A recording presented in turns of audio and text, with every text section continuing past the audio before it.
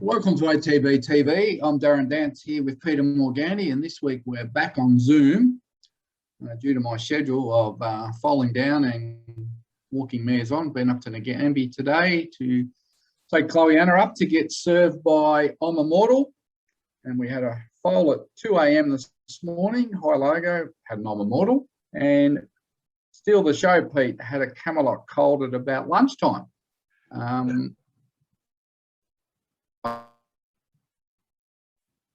I think she must have looked up to the west. It's actually a ripping Camelot colt. So it's all happening here. I think we're now more than halfway through foaling down. We've had probably 4 or 5 during this week. So the end is in sight. Then by the time we get to about the 12th of October, I think we should only have 1 left.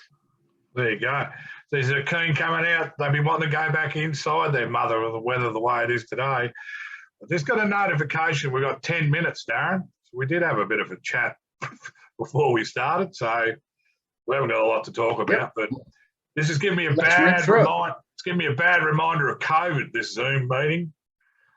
A lot of Zooms in COVID. But anyway, I'll lead you into the 3 runners. No Joy, Darren. We'll go back to Steinem last Saturday, who she finished last in the Group 2. We'll now have a bit of a break till her next run, but that was disappointing. Yeah, played up in the gates and actually had to get vetted before they raced and passed fit to run. The jockey reported she didn't stretch out in the race and felt something wasn't right. Post-race, they haven't really been able to find anything apart from a little bit of stiffness and soreness. So talking to David Eustace today, she'll go back to the trials probably next week, I assume. And then we'll look at reloading her for the Caulfield Carnival. But, yeah, disappointing. Sometimes you're disappointed if they scratch at the gate, and then you're disappointed if they let them run and they go badly. So yeah. I don't know which one it was. But, anyway, look, we got to run into her. It didn't go to plan, and obviously she's done something there, and the boys have got to go back to the drawing board. Yep. Things didn't improve too much yesterday at Geelong, where we had 2 runners, Arizona Dreaming and Supreme Thunder. The start of the race, they were in the top 4. At the end of the race, they were in the bottom 4. I think you're pretty well on the money. I've listened to a bit of your post-race analysis. Both horses aren't suited to the conditions we're running around in. Need the top of the ground. I know Supreme Thunder dropped out badly. Dean Yandel looked after him late. The other one sort of kept boxing on, but they just looked at the 600 when the race was on. They were just scrambling. Yeah, they look. In my opinion, they don't go in the wet. Arizona Dreaming. Look, both horses in the yard. Both looked like they needed 1 more run to bring them to their top. They were both underdone, and the trainer said that. Arizona Dreaming. On the corner, you can see he was trying to follow Supreme Thunder, but he just couldn't keep up, and he wasn't going good enough to go out wide into the better going, so he elected to stay to the fence, and that made it look worse. I think that horse, we've got to get him back on top of the ground, and he's really bred to get out to 1,800 metres. So I think what you'll see now is we'll just look for a race on top of the ground somewhere and just wait for it. And like Matt Kamani said after the race, you can't go to Donald or Warringtonville, wherever it was, and win a maiden like that and then just get beat in town and then lose all form. It's got to be the tracks, got to be the footing, and we just got to put a line through it and wait till it dries out a little bit. The other horse, Supreme Thunder, very disappointing, started favourite, never looked like it. Got out to the right part of the track, but just didn't go. There's a school of thought that he didn't handle coming down the hill at Geelong. But I personally think, and going through his form with Matt Williams last night, in his first prep, they were all on good tracks and he ran either first or second. So until we get him back on top of the ground, we can't sort of judge him too harshly. But there was a big crowd there yesterday of owners, and luckily you could all go into the owners' room afterwards and drown your sorrows, which most of them did. But It was disappointing all around. But yeah, it's just this year. I think we're in for a wet spring, and I think it's going to play havoc with a lot of horses. Yep, no, I agree. They've both got certainly more ability than what was on show yesterday.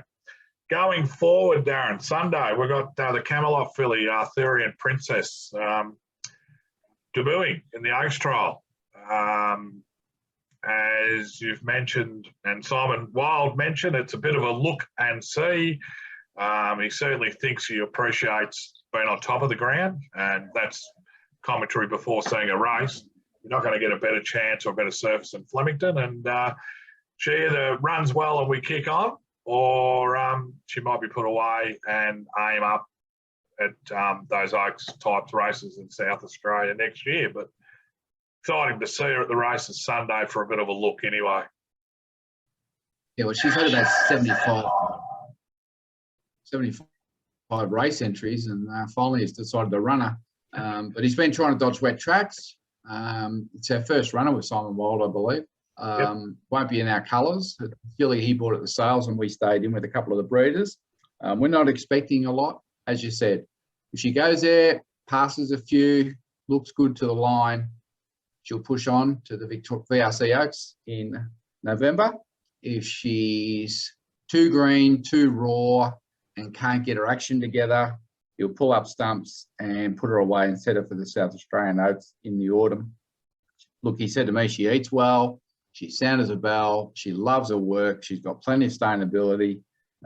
We purpose bred these Camelots for these staying 3-year-old races and onwards. And she's probably the first one out of the whole breeding program that we actually get to have a look at in a 3-year-old type staying race in Australia. So a really good performance here will really rubber stamp that program. So looking forward to seeing what she can do on Sunday, but no expectations. I think a pass mark would be to run probably 6th or 7th.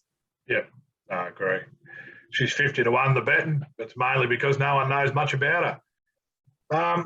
Quickly, as we rolled down to about 3.5 minutes left, we've got Pale Lager and Piranha at Horsham on Tuesday. Now we've got Piranha, who was really good at Warrington, will be an even money chance over 1,800. Pale Lager will be 25 to 1.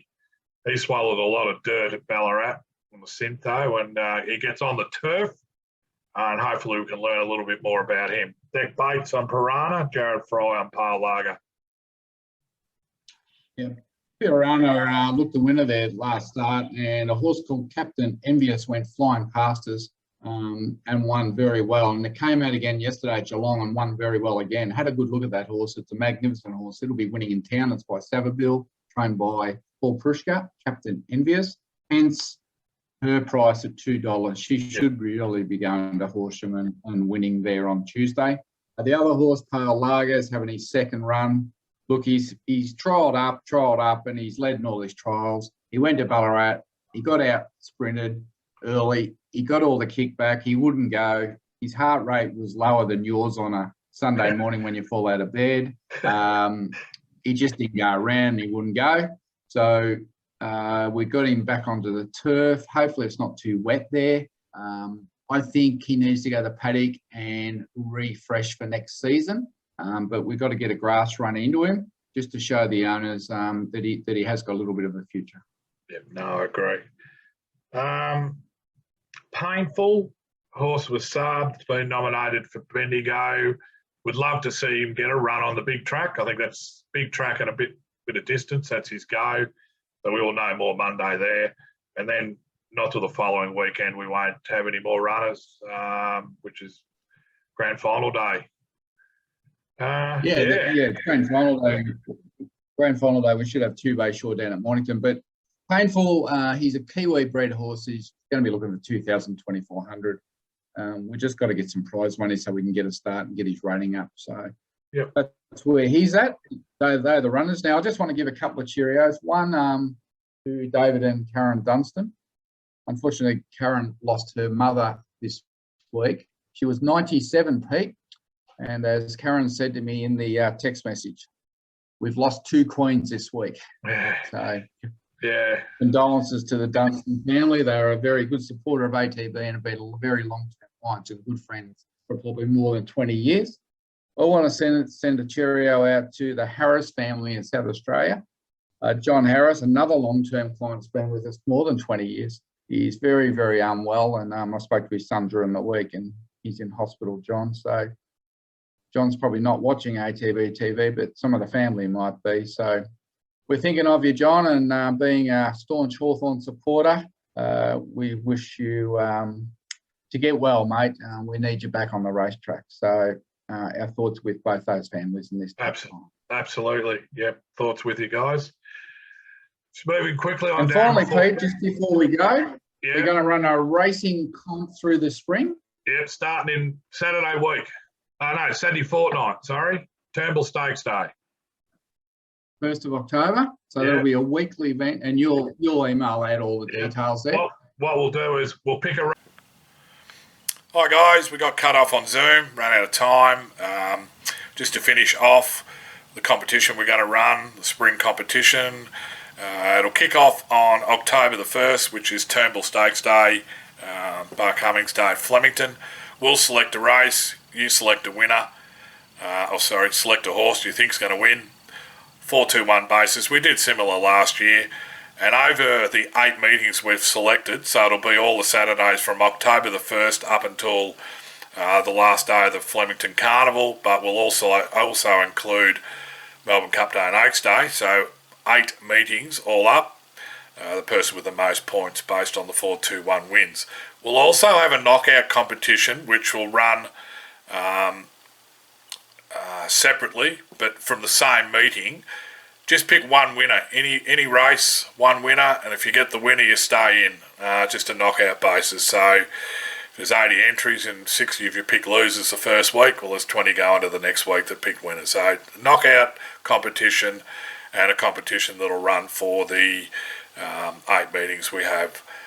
That's all. I'm just flicking through YouTube now. The last couple of weeks we've been bringing up stuff from years ago, so stay tuned for whatever I find in the next couple of minutes.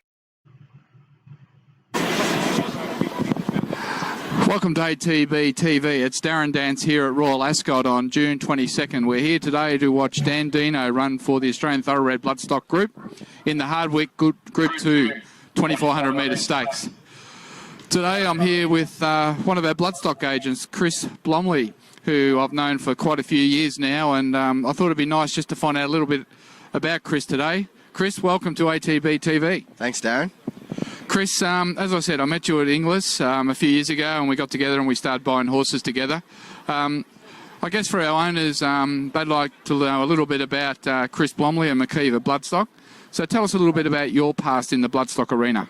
Darren, while I was at university, I decided that the racing game was for me. My family are always been VRC members and attendees and had little shares and bits and pieces in racehorses. So I made some inquiries, and Adrian Hancock, who's a well-respected agent in the game, put me on and taught me the ropes, which was I owe him a lot for that. Then my career progressed. Spent a lot of time at Swettenham Stud selling nominations for Adam Sangster before moving on to Inglis when we started our association. And then about a year ago, I was offered an opportunity to come over to England and work for Johnny McKeever at McKeever Bloodstock.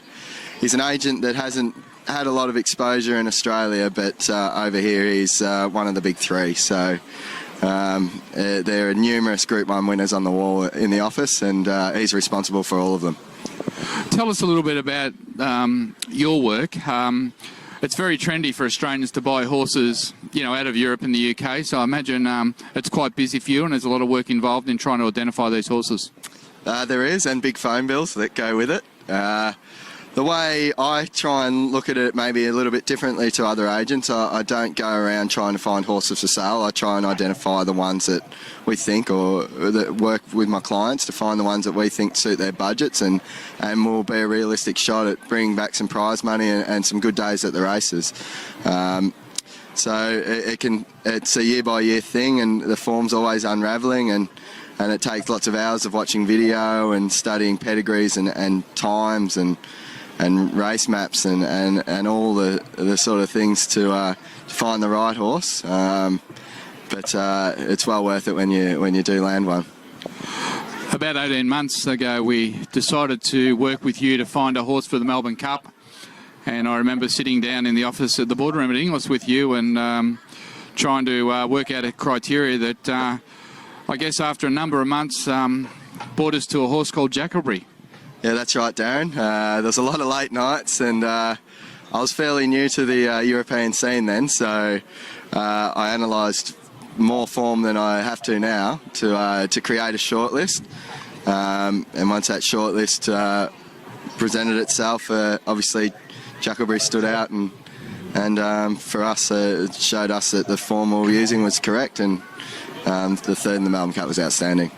So for you to be part of the Jackalbury purchase, and you know, he's been a great horse for us. He's won over $1.5 million. He's an entire, he's a stallion. You know, he's won in America, he's won in Dubai. He ran third, as we know, in the Melbourne Cup, and you know, it's not over yet. He hopefully will be back for the Caulfield Melbourne Cup this year. As a bloodstock agent, a young man in the game, you know, going to Melbourne Cup and watching Jackalbury run third, what did it mean to you? I was a nervous wreck before the race, and I was borderline delirious after it. So it was a fantastic day. All that hard work had finally paid off. When we went to Dubai, you know, it was like nothing would ever be able to top that. But everyone who follows racing in Australia knows the Cup, and that's what we started with. And I probably shouldn't say this, but a few wags days of school were spent on the couch or sneaking off to Flemington to watch it. So it's been on my periphery for a long time, and to be there and pace, you know, to do that for you guys and participate in it was just an unbelievable thrill, and I can't imagine what it would have been like for the owners. I don't think it was much different to that summary, really. But apart from the internationals, your real job, I guess, or part of your job is to, you know, go to the sales and make a short list of yearlings for clients. Yeah, I go to a lot of sales in a lot of different countries now, Australia, New Zealand, England, Ireland, France. I may attend one in America this year. I get to the sales and start in box one and work my way through every one. I don't rule out on anything on pedigree, but that determines the price, so you've got to keep that in mind. But we just try and find nice, correct horses that will stand up to the test of racing, excuse me. And from there, once that short list of those that will stand up is made, then we can select the ones that we think will go beyond that. I guess only been in the game a couple of years at this level. You know, you've got a lot of horses yet to run for you that hopefully will be hanging on the wall of your office as horses that you selected for clients. Yep. But today you've already had some success. Yeah, my first lot of 2-year-olds, I've already had a stakes winner. Direct Charge won the Maribyrnong in Cup week, so it was a good week for me all round. And there's been a few winners about, and hopefully we keep building on that. And you know, if I follow the right things and do my job properly, I believe that'll continue to happen, and hopefully bigger and better things will happen. For a young agent to get a 2-year-old winner in Australia in one of the first 2-year-old races in Australia, one of the first 2-year-old group races, it was a pretty big deal. So we're pretty happy with that. Well, thanks for joining us at Ascot. Let's hope we have a good day. And there's no doubt it won't be long, and we'll be trying to find that next Melbourne Cup runner for ATB. Thanks, Darren, and good luck to everyone in Dandino. Cheers, mate. Thanks very much.